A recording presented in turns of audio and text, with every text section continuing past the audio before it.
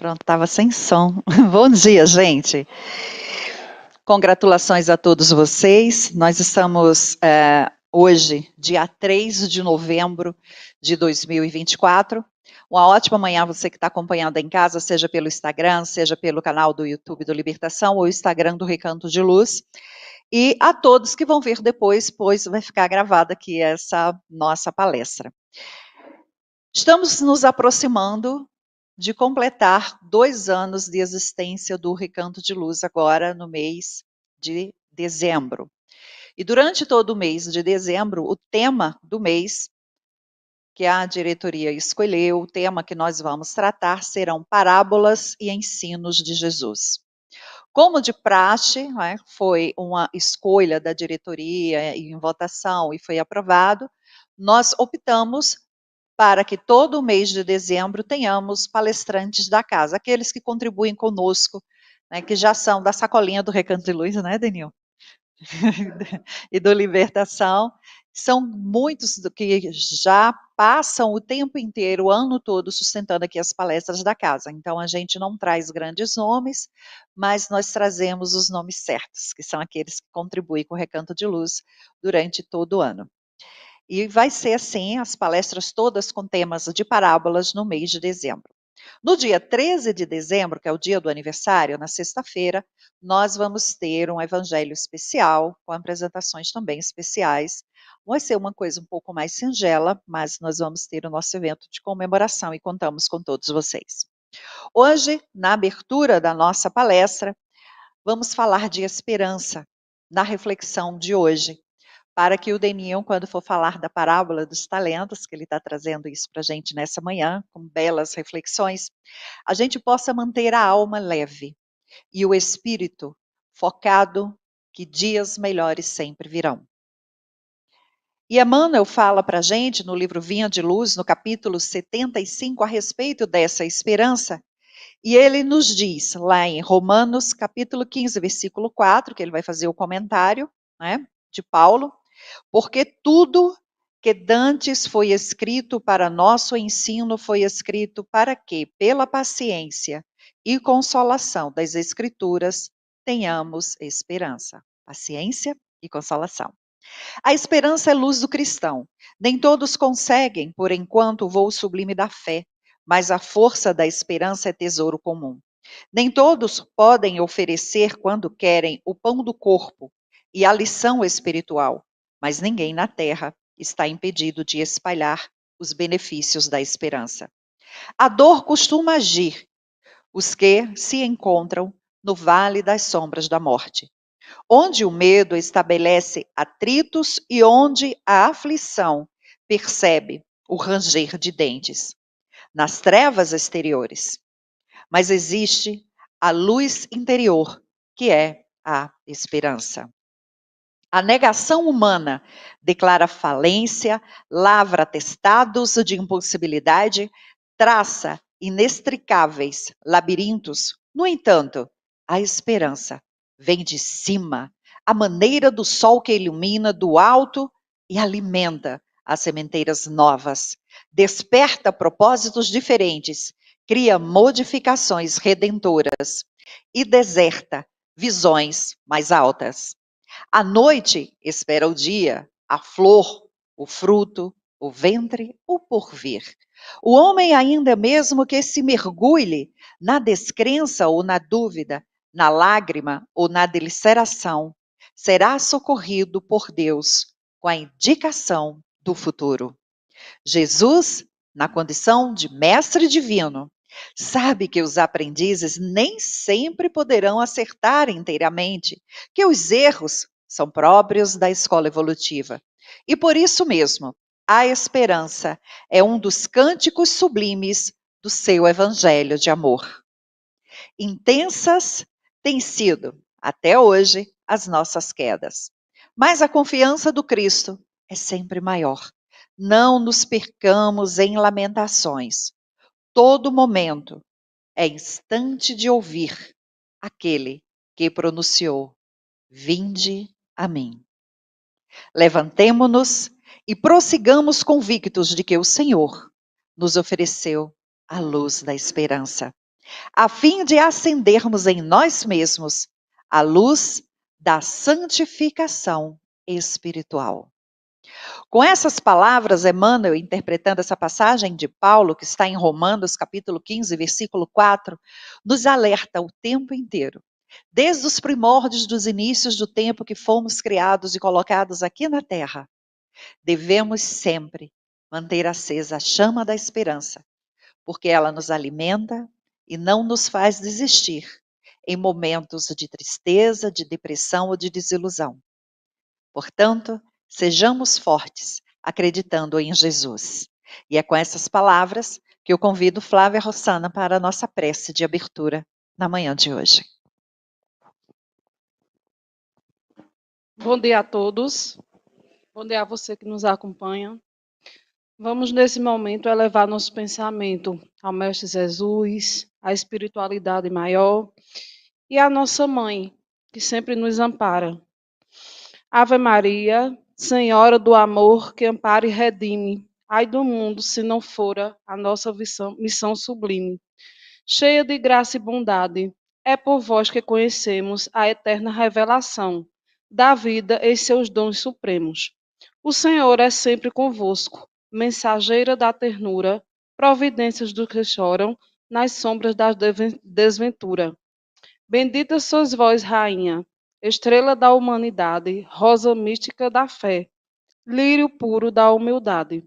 Entre as mulheres sois vós, a mãe das mães desvalidas, nossa porta de esperança e anjo de nossas vidas. Bendito o fruto imortal da vossa missão de luz, desde a paz da manjedoura às dores além da cruz. Assim seja para sempre, ó divina soberana, refúgios do que padecem nas dores da luta humana. Ave Maria, Senhora, do amor que ampara e redime, ai do mundo se não fora a vossa missão sublime. Muita paz a todos. E nesse instante, nós convidamos para a palestra de hoje com o tema Parábola dos Talentos, de Ninho Andrade.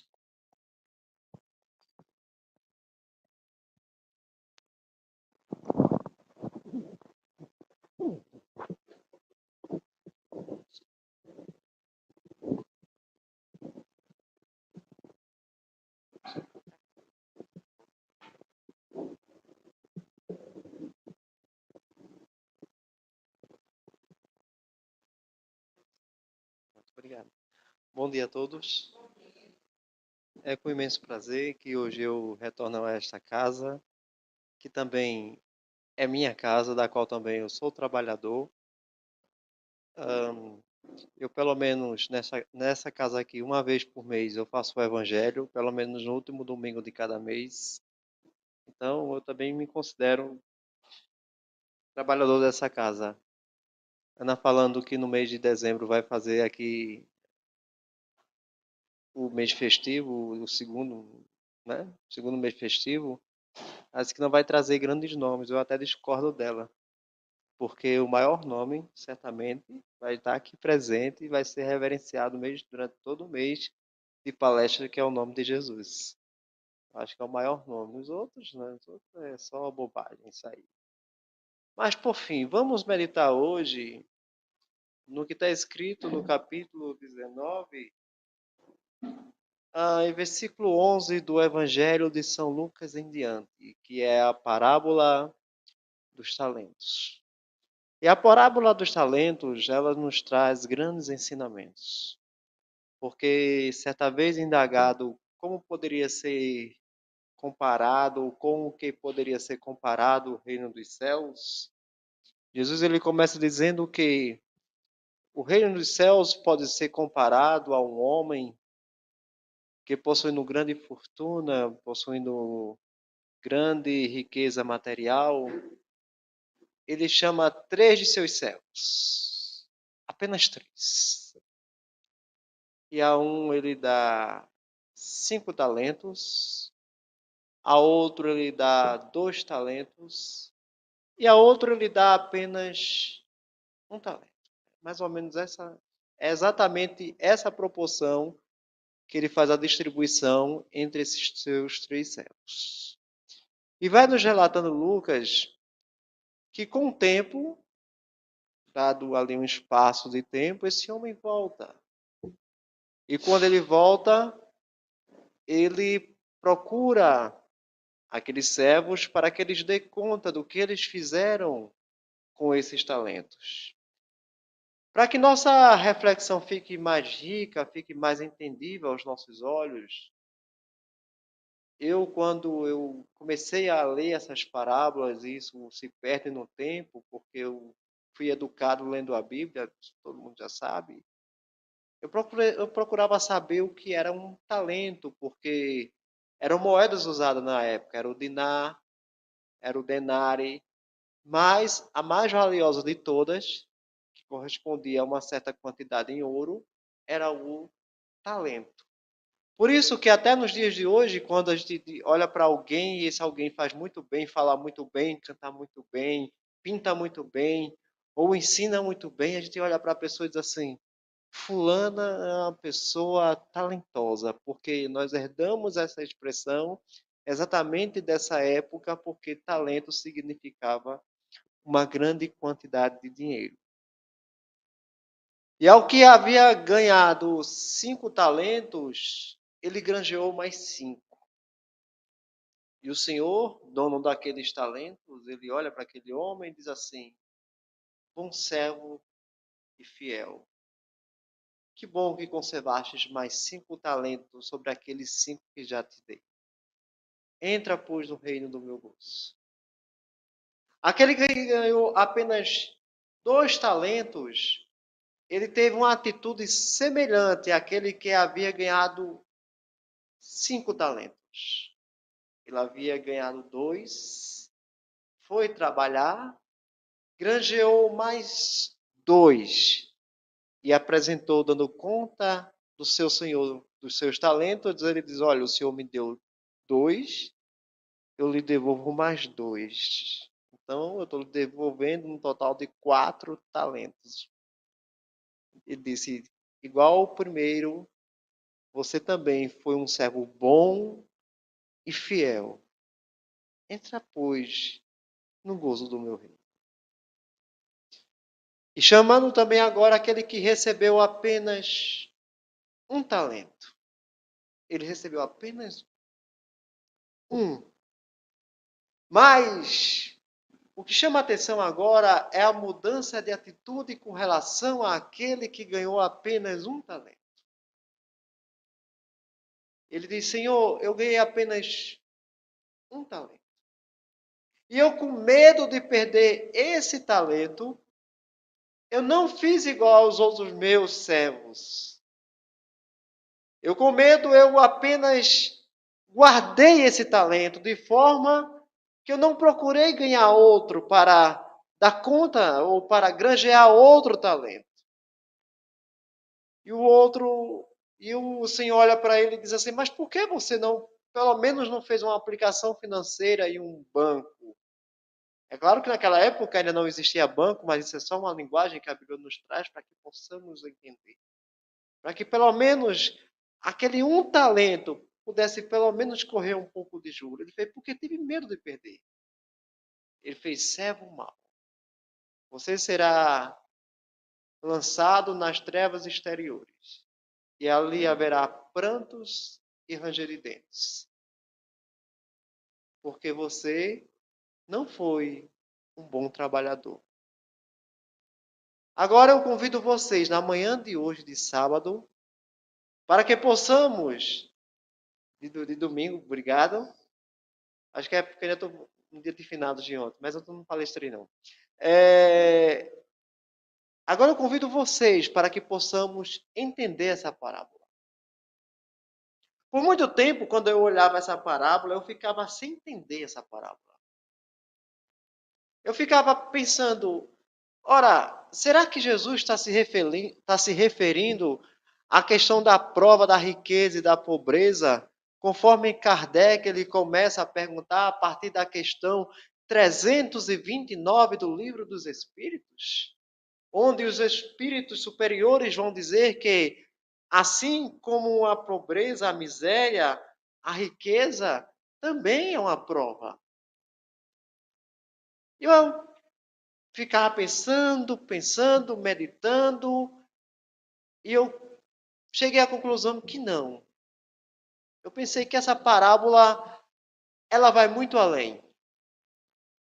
Porque, às vezes, a gente costuma a pegar essas parábolas e entender de uma forma muito material.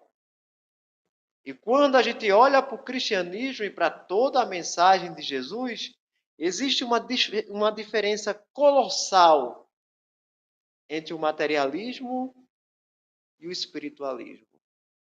Não é que Jesus desprezava os ricos. Não é que Jesus desprezava aqueles que possuíam grandes riquezas. Não. Não. Se tem um jovem cheio de virtudes, e eu gosto de falar muito isso nas minhas palestras, se existia um mancebo rico, se existia um mancebo de qualidade que chegou perto de Jesus e disse: Senhor, que tenho que fazer para ser salvo? E Jesus diz: Você conhece os mandamentos? E ele diz: Eu conheço eles desde que eu era criança, e o recita de cor. E Jesus fala: Você os pratica? E ele: Senhor, eu pratico isso desde que eu era menino. E eu sempre faço essa reflexão. E ele os praticava mesmo. Ele os praticava de verdade. Por que eu tenho tanta convicção que ele os praticava? Porque ele estava falando com Jesus. E se tem uma pessoa que nos conhece perfeitamente melhor que nossa mãe, melhor que o nosso pai, melhor que o nosso irmão, melhor que nossos companheiros ou companheiras, esse ser se chama Jesus. E Jesus olha para ele e diz: muito bem, mas ainda te falta uma coisa. Vai, vende tudo quanto tens, distribui com os pobres e siga-me. E assim terás um tesouro no céu. Aquele jovem olhando para a sua posição, para o seu apego, para o quanto ele dava valor às coisas materiais, ele ia se achando impossibilitado de desfazer das suas riquezas, ele simplesmente baixa a cabeça e sai de perto de Jesus. Mas agora, aqui é que vem o grande quê da coisa. Jesus nunca quis que ele vendesse nada. Porque, vou repetir, ser rico ou ser dono de muitas posses, isso não quer dizer, diante da espiritualidade, necessariamente nada. O problema está na importância que nós damos a essas coisas. Aproveitando que quando Jesus olha para aquele jovem, que ele dá as costas para Jesus e os discípulos, Jesus olha para aquele jovem e diz assim: Vocês estão vendo esse jovem? Vocês viram a importância que ele dá às coisas materiais? Ele realmente pratica a lei de Moisés. Ele realmente é um ser religioso. Mas veja o quanto ele é apegado à matéria. E quanto difícil é um rico entrar no reino dos céus. É quando vem a famosa frase: é mais fácil um camelo entrar pelo fundo de uma agulha do que um rico entrar no reino dos céus. Mas o problema aqui, vamos voltar para a parábola dos talentos. Não é a riqueza. Jesus, na parábola dos talentos, está falando de conservar as virtudes. E quando nós olhamos para isso, o nosso horizonte, ele se expande. Por quê? Todos nós que estamos aqui na manhã de domingo, dia 3 de novembro, nós recebemos da parte da espiritualidade alguma virtude. Você pode até dizer assim: olha, eu não sei falar bem, eu não sei me expressar bem, eu não sei falar com tanta espontaneidade. Ora, eu também não sei, mas estou aqui dando o meu melhor. Mas será que você não sabe ouvir alguém no atendimento fraterno? Será que você não pode simplesmente no atendimento fraterno parar e ouvir alguém? Será que você não sabe ser útil na casa espírita? Eu sempre costumo dizer, eu nunca cheguei na casa espírita como um palestrante, como um expositor da doutrina. Apesar de ter uma larga experiência da leitura da Bíblia, e já está começando a ler as obras de Kardec, já ter lido as obras de Emmanuel, algumas, não todas, mas algumas, mas quando eu cheguei na casa espírita, eu queria ser útil de alguma forma. E eu comecei pela campanha do quilo. As palestras vieram depois. Mas nós ainda, 2000 anos, a gente olha para a parábola dos 10 talentos e a gente ainda costuma a dar importância às coisas materiais. E aí vem um filósofo da Grécia que eu admiro muito ele. E o nome dele era Diógenes. Conta-nos a história que Diógenes vivia pelas ruas de Atenas, desprovido de qualquer tipo de coisa material. Para vocês terem uma ideia, segundo a tradição filosófica, diz que Diógenes possuía como casa apenas um barril. Ele vivia dentro de um barril, era como se fosse Chaves. Talvez Roberto Bolanho, sabendo dessa história, se inspirou na história de Diógenes e criou o seu personagem. Porque Diógenes, literalmente, ele vivia dentro de um barril. E conta-nos a história da filosofia, que ele vivia com a lanterna em plena luz do dia, ele vivia com a lanterna procurando virtudes em alguém, porque ele não acreditava muito na bondade das pessoas, na espiritualidade das pessoas. E Diógenes era esse ser que vivia desprovido de qualquer coisa, em busca da reflexão e do autoconhecimento. E quando um dia a figura magnânima de Alexandre o Grande invadiu a Grécia, invadiu Atenas, diz-nos a história que o grande desejo do grande general Alexandre o Grande, porque ele conquistava grandes extensões de terra através de suas táticas de guerra para o Império Macedônio, quando ele invade a Grécia, ele tem a vontade no seu coração de conhecer esse grande filósofo chamado Diógenes, porque a figura de Diógenes era muito grande. Porque como assim uma pessoa vive desprovida de qualquer coisa a ponto de morar dentro de um barril, a ponto de ser desprovido de qualquer coisa material? E ele queria procurar e conhecer Diógenes. E quando ele invade Atenas, quem é Diógenes? Quem é Diógenes? Até que alguém aponta, é aquele senhor ali. E quando ele chega perto de Diógenes, ele diz, olhe, eu sou Alexandre o Grande. E eu posso lhe dar qualquer coisa que você quiser. Me peça qualquer coisa, porque eu sou um homem poderoso e rico. Já conquistei grandes extensões de terra. E a sua fama chegou até a mim e eu lhe admiro muito.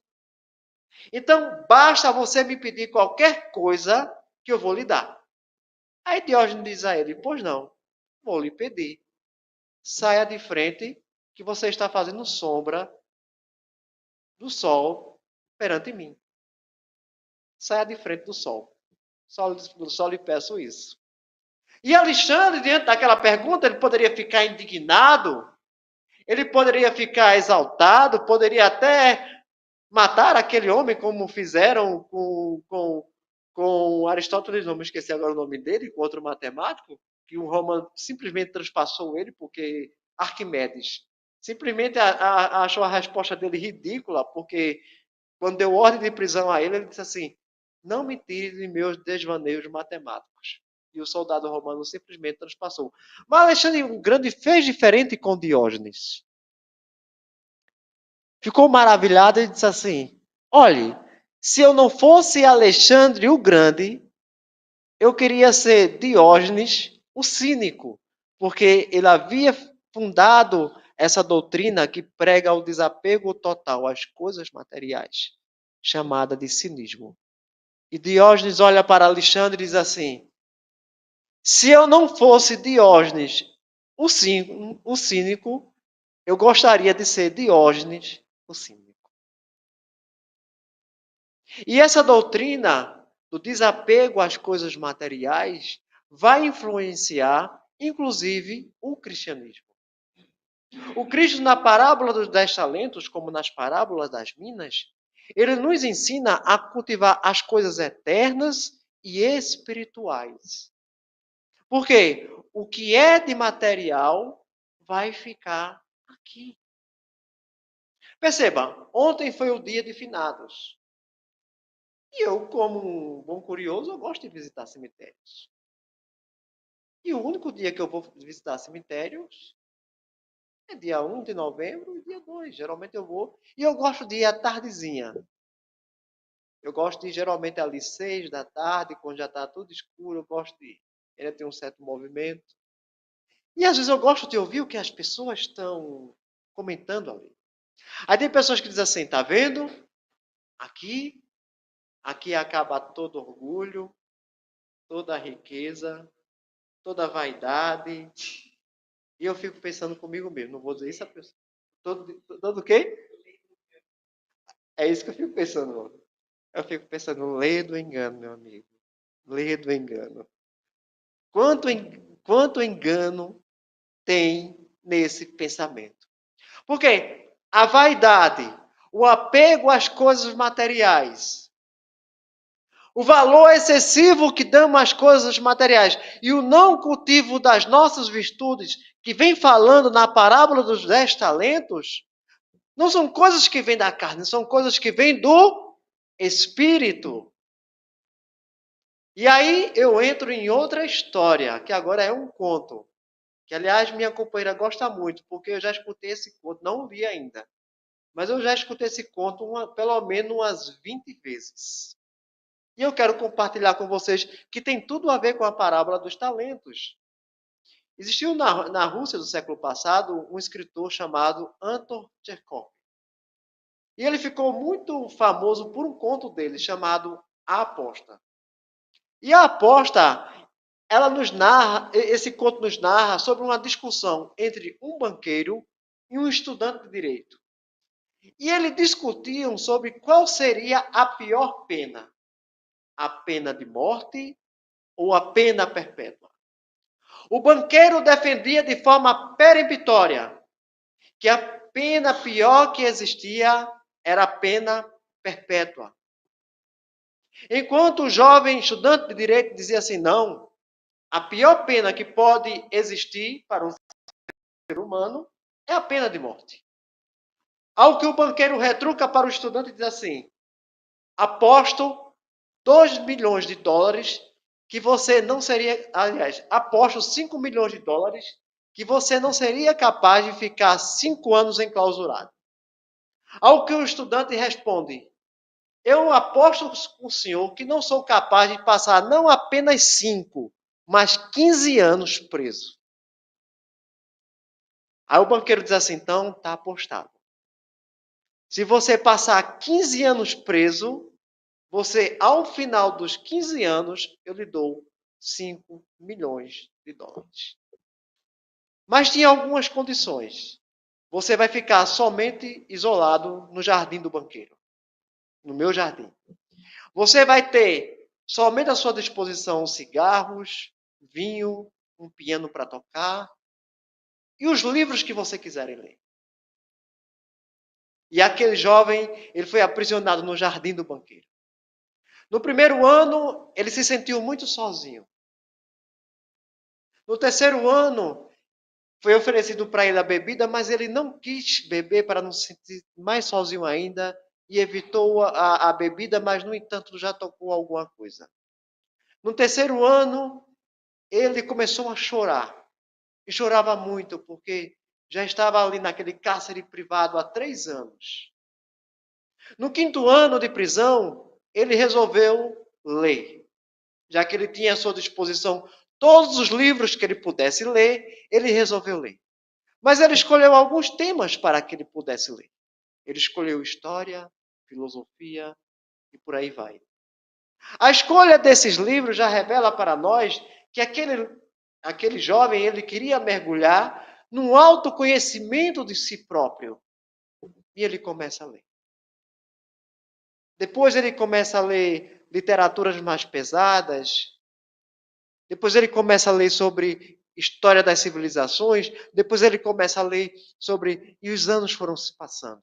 Até que no 10º ano de prisão, aquele jovem escolheu para ler apenas um livro, a Bíblia.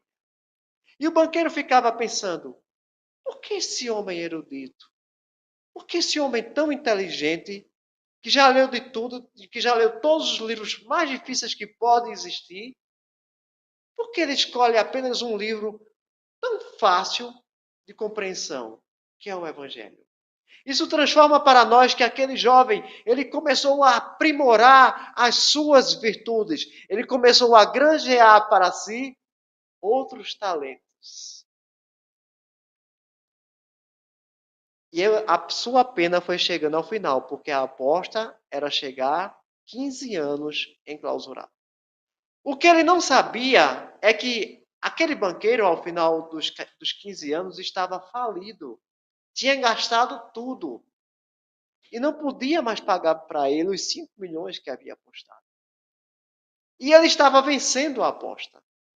E o banqueiro tramou no seu coração de acabar com a vida daquele jovem. De matá-lo, porque, afinal de contas, como pagar 5 milhões a ele se não tinha mais dinheiro? E quando chegou ao final dos 15 anos, aquele jovem, ele deixou uma carta e pegou no sono. E quando o banqueiro foi para matá-lo, teve a curiosidade de pegar a carta e ler. E ele dizia assim, eu dispenso o senhor da dívida dos 5 milhões de dólares. Porque o conhecimento que eu adquiri durante esses 15 anos não tem preço. Isso revela o quê? Um autoconhecimento. Ora, eu pergunto a vocês, quem conhece Jesus? Quem de fato medita no Evangelho de Jesus? Quem de fato acredita na sua fé? Não procura granjear para si outros talentos? Vamos supor que você ganhou os 5 talentos de amar o próximo, da fé. Você vive uma fé com transcendência. Sai na campanha do quilo, participa do amor fraterno. E você começa a colocar esses talentos em prática todos os dias. Você está o quê? Granjeando outros talentos. Mas aquele que só ganhou 3, talvez tenha aquele que, como eu falei no início, não sabe falar, não é tão eloquente, não é tão profundo. Eu me lembro agora, quando nós começamos a estudar o livro dos Espíritos, aí quando tem aquelas perguntas mais difíceis, aí o pessoal do centro de Bom Jardim, algumas irmãs chegam para mim, diz assim, Daniel, essa pergunta, ela é tão complicada para mim. Você faz para mim essa pergunta? Claro, minha irmã, que faço. Mas por quê? A gente percebe que aquela irmã ela se sente mais confortável em fazer um atendimento fraterno. E o trabalho que ela faz é tão importante quanto o meu que vou apenas comentar aquela pergunta do Livro dos Espíritos. Por que o trabalho dela é importante? Porque, de repente, ali, ela pode estar conversando com alguém que naquele momento, naquele dia, talvez tenha desistido da sua vida, da sua existência. Talvez marcou aquele dia para ser o último dia da sua ignorância, da sua existência. Resolveu desistir da vida. Mas no atendimento fraterno, ele começa a encontrar sentido para a sua existência. Por isso que o trabalho dessas pessoas são tão importantes. Todo trabalho na casa espírita é importante. Mas talvez você seja como eu, que não tem muito tino, não tem muita prática no atendimento fraterno. Eu não tenho muita prática com isso. Eu não tenho muita prática de ouvir as pessoas de ali emitir um conselho. Ora, mas eu tenho uma prática de sair na campanha do quilo. Mesmo estando sol quente, mesmo estando cansado porque nós labutamos o dia todo e a nossa labuta não é fácil porque a gente começa a trabalhar, ora, de 7h30 da manhã e vai até 6 horas da tarde e talvez você esteja muito cansado. E quando alguém te diz assim a você, vamos sair na campanha do quilo? Vai. Isso é o quê? Cultivar os talentos. Vou também dar outros exemplos. Vou rechear de exemplo para vocês perceberem o quanto a casa espírita ela é cheia de trabalho e como nós podemos granjear esses talentos. Você passou o dia todo trabalhando. E talvez você tenha passado as mais dificuldades, as mais diversas no seu trabalho. Cliente que lhe tirou a paciência porque trabalhar em banco também é uma bênção, não é fácil. Você trabalha em banco, você só pega a gente que diz assim, o banco me roubou, né? E quando você vai ver lá, enfim, tem que ter alguém que bate no vidro, aí você vai lá, pois não, você já está cansado. Você já está cansado. Você já está no final do expediente, mas bate no vidro. Você vai lá, eu só quero ajuda para você sacar meu saco, todo meu dinheiro. Aí você olha e diz assim, isso é uma prática de caridade. Isso também é um exercício de caridade. Aí você vai lá e ajuda a pessoa. E quando você tem um dia extenso, aí alguém do centro espírita manda uma mensagem para você. Vamos hoje à casa espírita? Veja, você teve um dia exausto, você teve um dia cansativo, você teve uma semana bastante difícil, mas alguém lhe convida à casa espírita. Vamos à casa espírita? Não necessariamente para trabalhar, a gente vai para reunião. A gente vai ouvir o palestrante de hoje. E qual seria a nossa reação? Muitas vezes eu fico ali meditando ali com a Eugécia. Eugécia é minha companheira, minha companheira de caminhada. Eu digo, muitas vezes, Eugécia, nós somos negligentes com o trabalho do Cristo. Nós enterramos o nosso talento, o nosso único talento. Aquele um talento, nós estamos enterrando ele. Porque só o fato de você ir à casa espírita já é um ato de praticar e de granjear outros talentos. Então, qual é a sua postura? Mas eu estou cansado. Tive um dia difícil. Ora, no Espiritismo você não é obrigado a nada, a gente sabe disso. Mas será que a sua postura é a postura do salmista no Salmo de número 122? Quando ele diz assim, alegrei-me quando me disseram, vamos à casa do Senhor? Isso aqui é a casa do Senhor. É o centro espírita, é a casa de Deus. É a casa dos bons espíritos. Mas eu vou ouvir quem? Ana Cláudia. Ah, é Ana Cláudia, vou não. Quem vai estar lá palestrando? Ah, é Denil. Ah, vou nada, já sei como é que Denil fala. É quem? É Daiane. Vou não. Vou não. Hoje é o quê? Estudo do livro dos Espíritos. Hoje vou ler aqui nada, não entendo nada. Mas a minha perspectiva de trabalhar o meu talento muda quando é assim. Ah, não que eu despreze, tá? Eu não desprezo esse trabalho, não. Para mim, todo trabalho na casa espírita é válido. Não, mas hoje, lá no Lerel, vai ter um médium psicógrafo. E olhe, vai ter evento de cartas da imortalidade. Meu filho, isso aqui não vai caber de jeito. Porque o fenômeno, ele atrai. Não é isso? O fenômeno, ele atrai. Quem não quer receber uma carta de seu parente que já se foi? De matar a saudade? Quem não quer? Todos querem. Se disser assim, olha, vai ter um médium lá hoje, um médium de materialização de espírito. Vai se materializar o espírito na sua frente.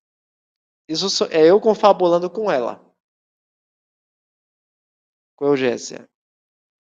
Vai ter um médium hoje que, através dele, espíritos vão ser materializados. Digo, olha, pode se preparar. Que se você botar no Marinês de Brás é um centro lá do Bom Jardim, a Daiane conhece.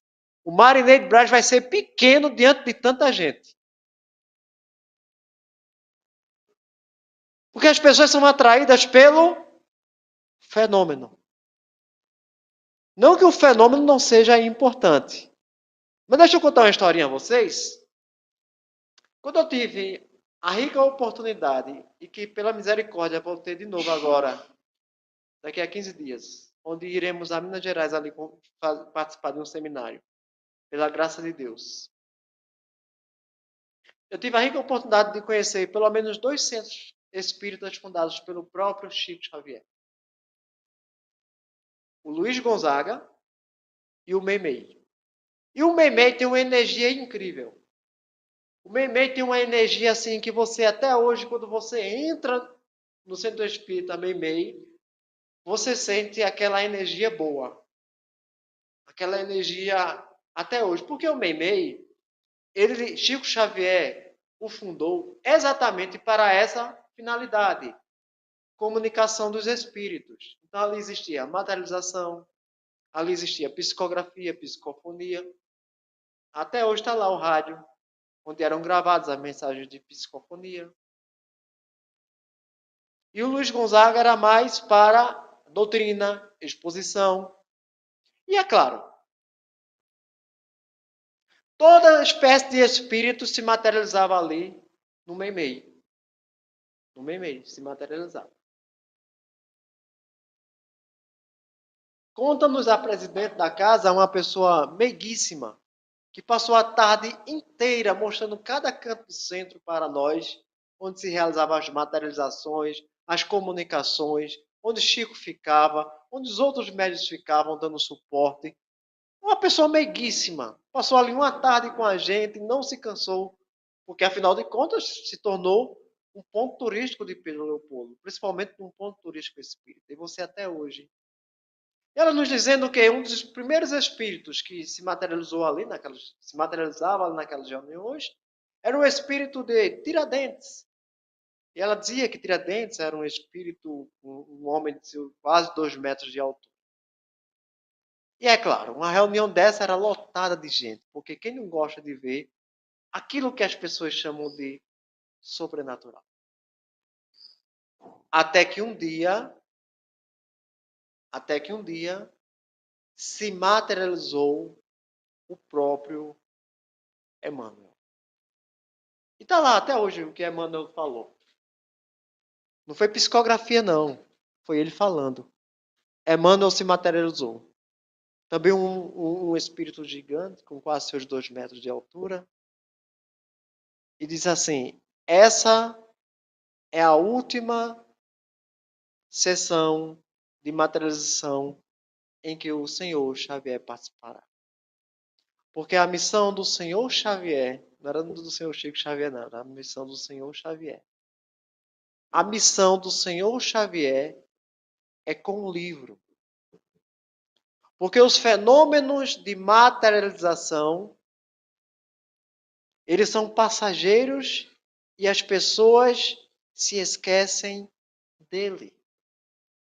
Mas os livros são como chuvas em terra seca, que uma vez lidos e compreendidos, eles fazem brotar a verde gramínea.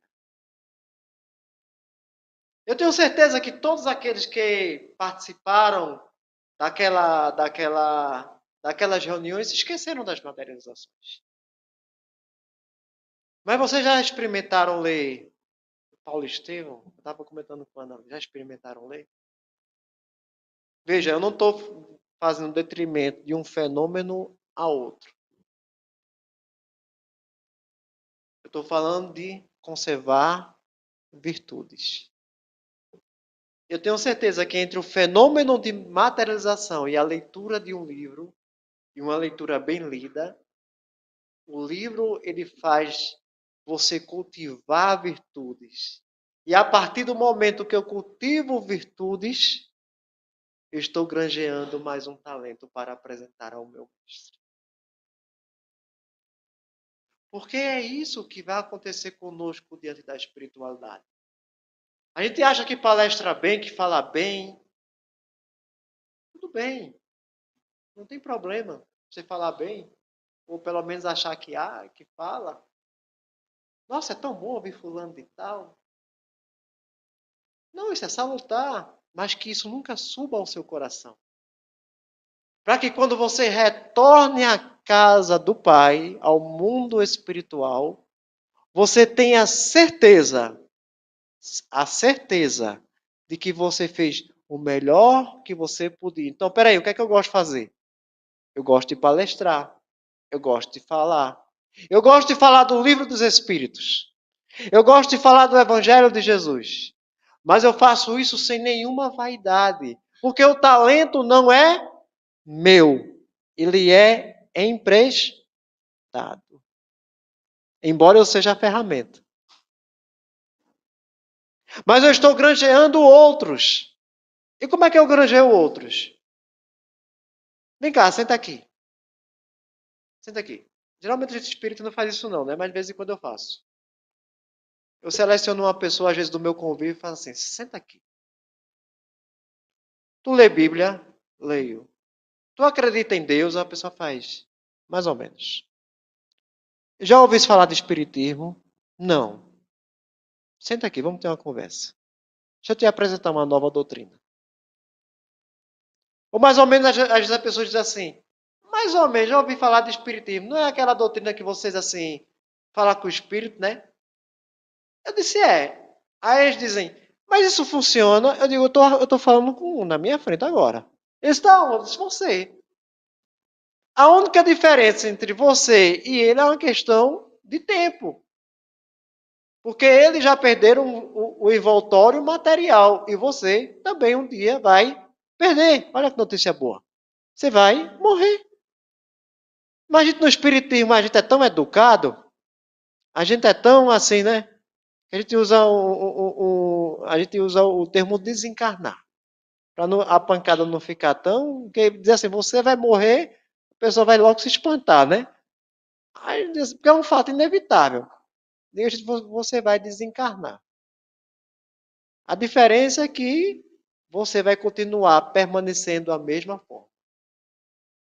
E por que eu estou lhe dizendo isso? Cuidado com os seus atos. Cuidado com o que você faz. A pessoa olha para mim e diz assim, mas isso não é muito doido não. Eu digo, eu também achava. Eu também achava isso muito doido. Mas esse negócio de reencarnação, de game over, como é? A pessoa morre, parece videogame, depois volta. Eu digo, eu também pensava assim, game over, videogame, não é? Parece que a pessoa tem 7 vidas que nem gato, né? É, também, eu tava até falando com o Dai, como foi que eu comecei a... Eu disse, se eu lhe disser que a doutrina da reencarnação é muito mais antiga do que você pensa. Não nasceu com Kardec, não? Não. É bem mais antiga do que você pensa. Egípcios, pitagóricos, por ali vai. Alguns judeus essênios, por ali vai. Já acreditavam na reencarnação. Kardec foi apenas o codificador. Aí ele faz, e por que vocês estudam isso? Eu digo, para conservar virtude, autoconhecimento. E o que é autoconhecimento? Veja, são simples perguntas que está dentro da parábola dos 10 mandamentos e que a gente sente dificuldade de entendê-las. É por isso que se tem uma pergunta que eu acho que a gente deveria ler todo dia, é a pergunta 919 do Livro dos Espíritos. Quando Kardec pergunta, qual é a maneira mais eficaz de se atingir a felicidade?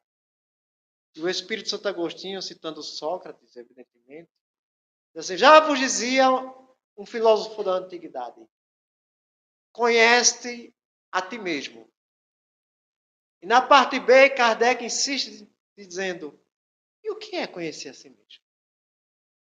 E o Espírito Santo Agostinho vai dizer, fazei o que eu fazia quando vivia aí na Terra. Que todos os dias eu interrogava a minha consciência. Veja que isso está de acordo com a questão 621. Onde está escrita a lei de Deus? Na consciência. Aí ele vai retomar essa resposta.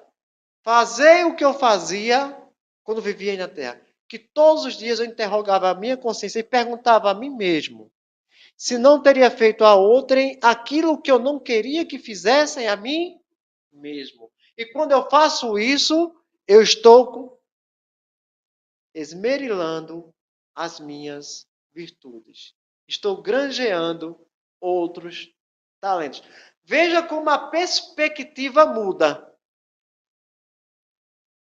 Porque quando eu pegava a parábola dos 10 talentos, antigamente, eu só pensava na questão pecuniária.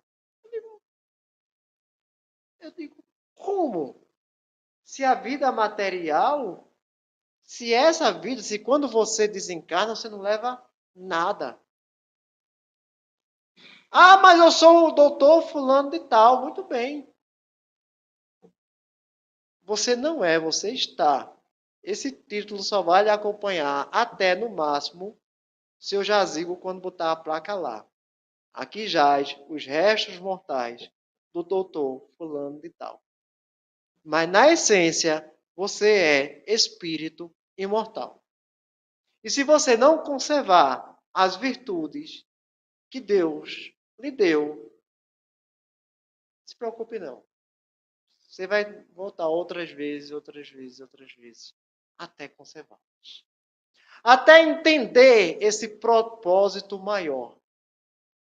E o que mais importa é o conservar virtudes como amor, que é difícil.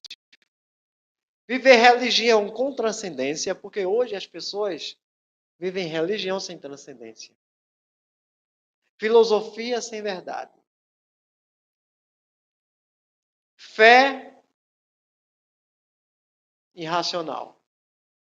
Ah, eu acredito nisso porque unicamente o chefe da minha religião, meu pastor, meu padre, disse que isso é assim. Sim, mas você já parou para refletir sobre isso? Você já fez o exercício de refletir sobre aquilo que eu te disse? Até sobre isso que eu estou ensinando a vocês aqui nessa manhã. Será que algum de vocês sairá daqui hoje pensativo dizendo assim, será que aquilo que Denil falou realmente faz sentido? Ou vocês sairão aqui, não, o que Denil fala é verdade absoluta. Pelo amor de Deus, não façam isso não. O que eu falo não é verdade absoluta. O que eu falo tem que passar pelo crivo de vocês também pegarem essas obras e as examinarem. Tem dificuldade? Ah, eu não leio o livro da codificação. Não sei se Ana Cláudia já viu gente assim. Eu não leio a codificação porque eu acho a linguagem excessivamente difícil. Eu digo, tá bom, então pegue o livro Pão Nosso. Eu acho que a linguagem já é menor. Tá bom, lê a Bíblia, os Evangelhos. Lê o Evangelho segundo o Espiritismo. Eu acho que a linguagem já é melhor. Eu não tenho problema nenhum com aquela linguagem. Não tenho. Mas tem pessoas que têm, e a gente vai respeitando o limite de cada um. Mas mais importante do que ler, então eu vou ler e vou tentar praticar.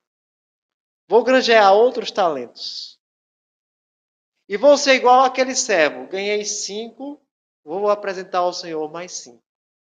Quando eu chegar na espiritualidade, eu vou dizer pelo menos assim, olha, eu pelo menos tentei não declinar de nenhum convite que me fizeram para palestrar.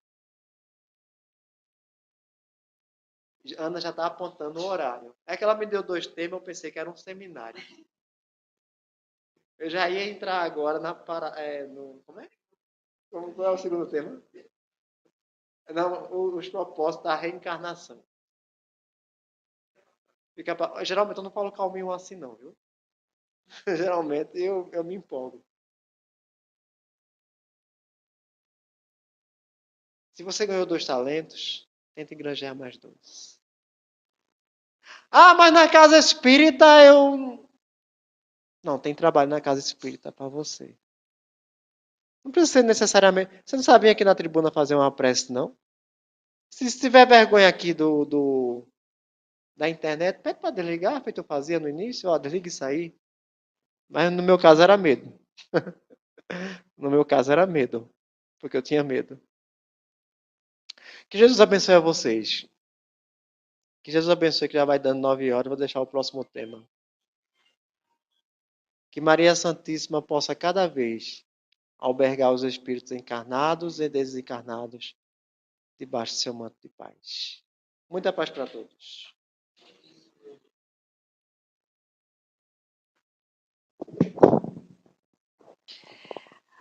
O tema de hoje, Parábola dos Talentos, casou muito bem com a leitura da nossa reflexão inicial, onde Emmanuel fala a respeito de aproveitarmos aquilo que temos e de fortalecermos a nossa esperança.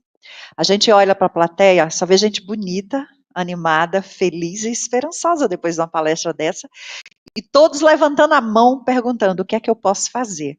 Então, se animem, se alegrem, porque trabalho aqui tem. Né, como o Daniel falou. E dia 13 de dezembro, como nós vamos realizar um mini evento aqui na casa, em comemoração aos 2 anos do Recanto de Luz, já estou olhando para a Cláudia aqui também, estou vendo, ela levantou a mão, ela disse, eu quero. Foi? Que foi, o Carlos levantou, todo mundo levantando a mão, né? Ele está levantando a mão também, dizendo que quer. Está vendo, Maria? Ela está levantando, ó, todo mundo aqui feliz para trabalhar. Nós vamos precisar de muitos voluntários para a realização do evento na Piancó. A gente precisa de gente para arrumar mesa, para arrumar palco, para fazer decoração, para cuidar da iluminação, para receber as atrações, para receber os convidados. Então, o ano passado foi um exército de voluntários e contamos com esse mesmo exército este ano.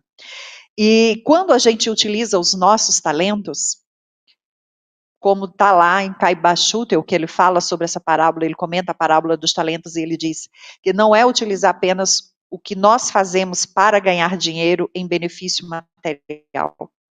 Nós podemos usar os nossos talentos, aquilo que nós desempenhamos no dia a dia para ganhar o nosso sustento, o nosso pão material, para sustentar a nossa casa material, para sustentar o nosso corpo, podemos usar esses talentos também em benefício do Evangelho de Jesus, nos propondo a cumprir o nosso papel na condição de apóstolos, que é o que nós somos.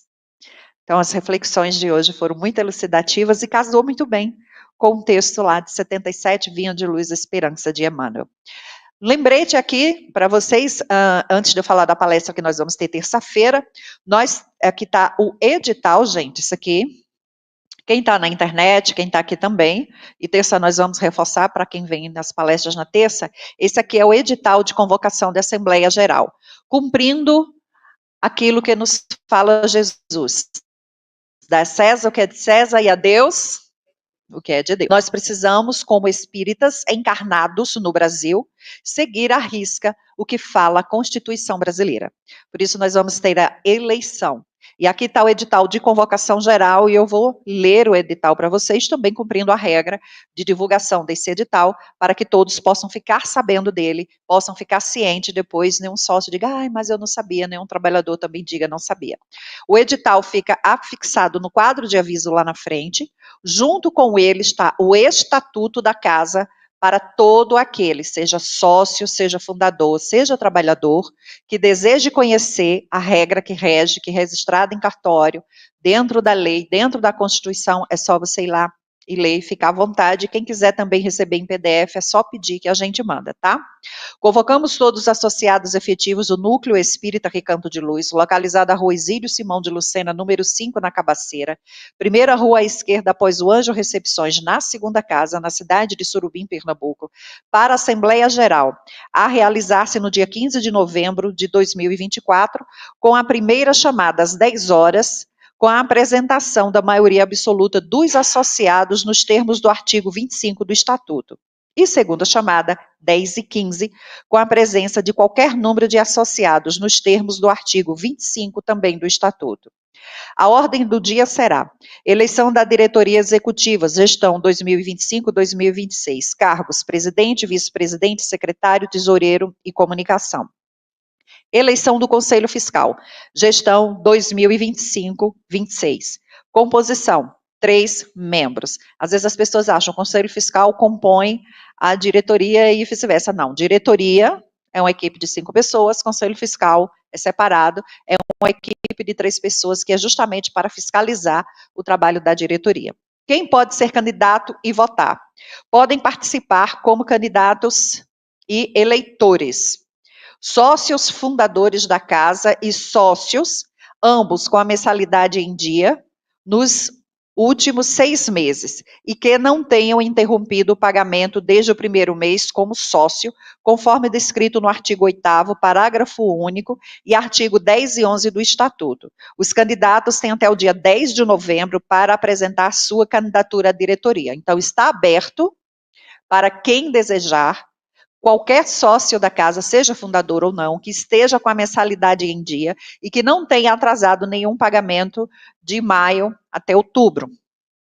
Então, nesses 6 meses, pode se candidatar e pode votar. Passos da eleição. Teremos prece inicial, leitura do Evangelho, que será por Edjane Diniz, a nossa atual presidente. A apresentação dos candidatos também será feita por Edjane Diniz, atual presidente. Votação secreta em caso de termos mais de uma chapa. Se só tivermos uma chapa, então não haverá necessidade de votação secreta. Contagem dos votos em frente a todos. A apresentação dos eleitos e prece de encerramento. Será basicamente nessa ordem. Contamos com a presença de todos, certos de que o encontro se dará em harmonia e espírito de fraternidade. A Assembleia Geral se dará de maneira híbrida. Aqueles que não puderem estar presentes têm a oportunidade de participar e votar online. Importante. Conforme artigo 25, parágrafo 2º do Estatuto, não será admitido o voto por procuração nas reuniões de Assembleia Geral, conforme artigo 26 e 34.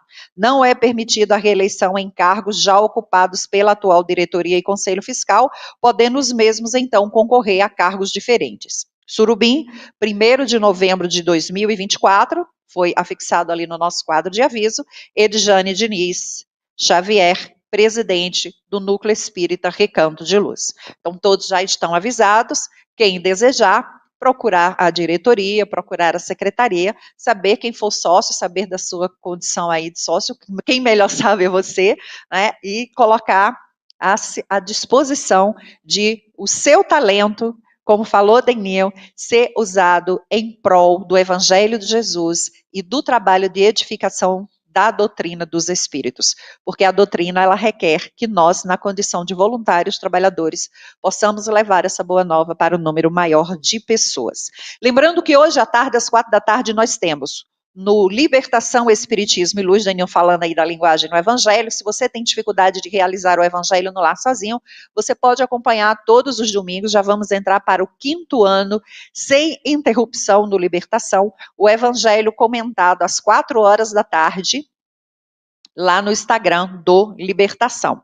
Terça-feira, cadê a Priscila? Saiu. Terça-feira nós teremos aqui a palestra com a Priscila Medeiros, ela vai estar aqui junto com a gente a partir das 7h30. Aí eu vou fazer uma brincadeira que eu fiz lá no Genol, um abraço aí você de Carpina, né, as Casas Espíritas de Carpina, que inclusive estão nos acompanhando, o pessoal de Xangrande, Gravatá, Caruaru, e a turma que mora fora do Brasil, Portugal. Tem uma galera lá em Portugal que nos assiste online, na Alemanha, na Suíça, e a gente tem também New Jersey, nos Estados Unidos, que também nos acompanham online. Então, um abraço para vocês, obrigada aí, sempre estar acompanhando nossas lives. Bom, e aí, tá ali a Priscila, que vai estar com a gente, e aí eu vou fazer essa brincadeira. Eu olhei assim no Genol e disse assim, gente, tal dia eu vou fazer palestra no Gold, eu quero ver todo mundo lá. Foi desse jeito, Daniel. A galera foi.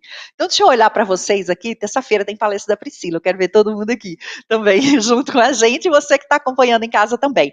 E agora eu convido ela, que fará o nosso Evangelho comentado hoje à tarde, às 4h, junto com o Fábio Miguel, né? Daiane, que é de Bom Jardim, o Fábio Miguel, que é de Caruaru, e são eles hoje responsáveis pelo nosso Evangelho comentado, continuando o capítulo 3 do Evangelho segundo o Espiritismo. Daiane Lopes, para a nossa prece de encerramento.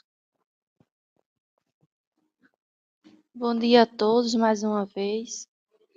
Eu peço que vocês sintonizem no amor do Cristo e quem se sentir à vontade, feche os vossos olhos. Deus, vosso Pai, que sois todo poder e bondade, dai força àquele que passa pela provação, dai a luz àquele que procura a verdade. Ponde no coração do homem a compaixão e a caridade. Deus, dai ao viajor a estrela guia, ao aflito a consolação, ao doente o repouso. Pai, dai ao culpado o arrependimento, ao espírito a verdade, à criança o guia, ao alfa o Pai. Senhor, que a vossa bondade se estenda sobre tudo que criaste. Piedade, Senhor, para aquele que não vos conhece. Esperança para aquele que sofre. Que a nossa bondade permita aos Espíritos Consoladores derramarem por toda parte a paz, a esperança e a fé. Que assim seja.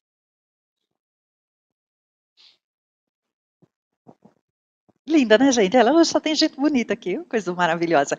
É uma pergunta que surgiu. Quem é voluntário e não é sócio pode assistir, pode vir à casa e assistir o dia da eleição, pode e deve. Você só não vai poder votar de acordo com o estatuto, mas você pode participar, pode assistir e deve vir presenciar, até para entender como é o processo e no futuro se preparar também para ser um possível candidato à diretoria da casa. Nesse instante, nós encerramos essa nossa primeira fase do trabalho na manhã de hoje. Quem for tomar o passe, por gentileza, ficar sentadinho, fechar os olhos, ficar em prece, só ouvindo a música, fazer bastante oração, pensar no seu bem-estar e da sua família, para quando você entrar na sala de passe, o tratamento que você está recebendo na manhã de hoje possa ser finalizado, concretizado com maestria pela divindade que aqui se encontra. Muita luz e uma ótima semana para todos vocês e também para você que está em casa.